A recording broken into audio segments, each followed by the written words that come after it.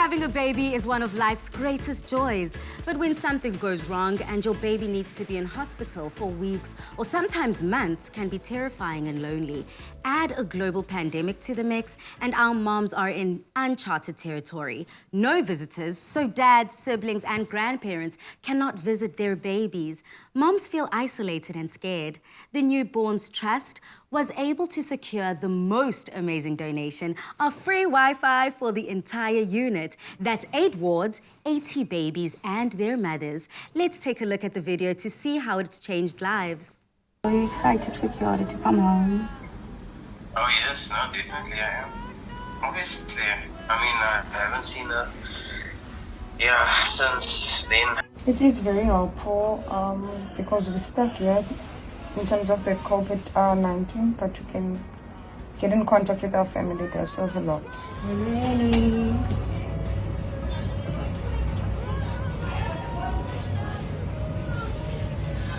Okay, there we go. So there he is. He's off the oxygen again today. I felt very excited and enjoyed the stay in hospital because I was able to contact my husband and send him pictures of the baby and the whole family to see the baby because they are not allowed to see the baby here in hospital. Joining us now to share more about this fantastic donation is the senior neonatologist at Grooteskier, Dr. Yassine Gillet. Welcome to the Loft, Doctor. Thank you. I'm very happy to be here. Yeah.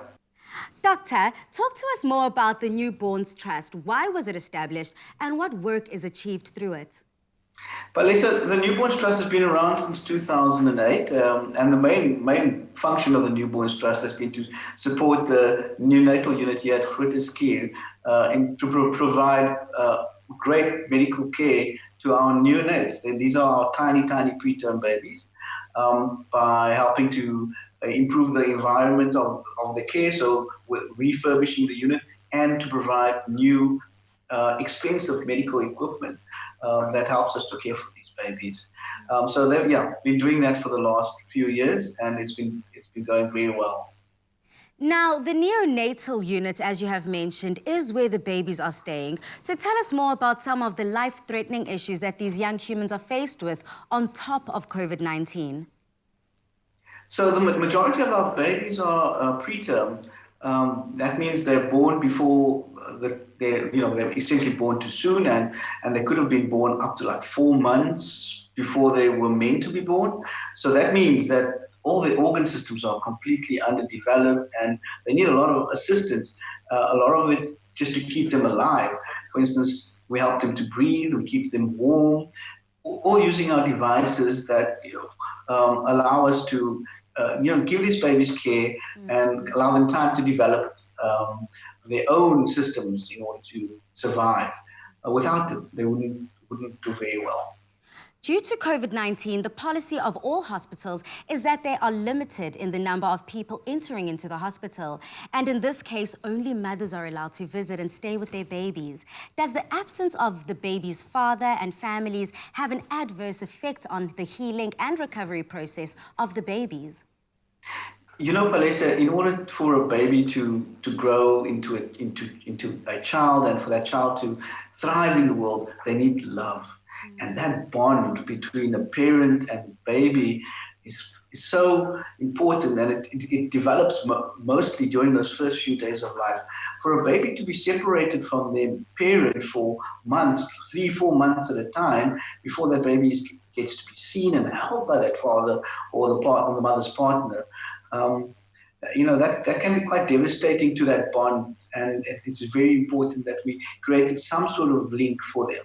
Now that mothers are able to stay in contact with their families whilst caring for their babies in hospital through the Wi-Fi supplied, what are the remarkable differences you've seen? So we've seen the mothers spend a lot more time in the unit because they're now less worried about what's going on at home, because they can stay in contact. Our mothers have come from a very poor community in Cape Town, and we call them bandwidth constrained because they can't afford the data that goes along with owning a phone in order to make video calls and keep in contact. via Facebook, Messenger, or WhatsApp.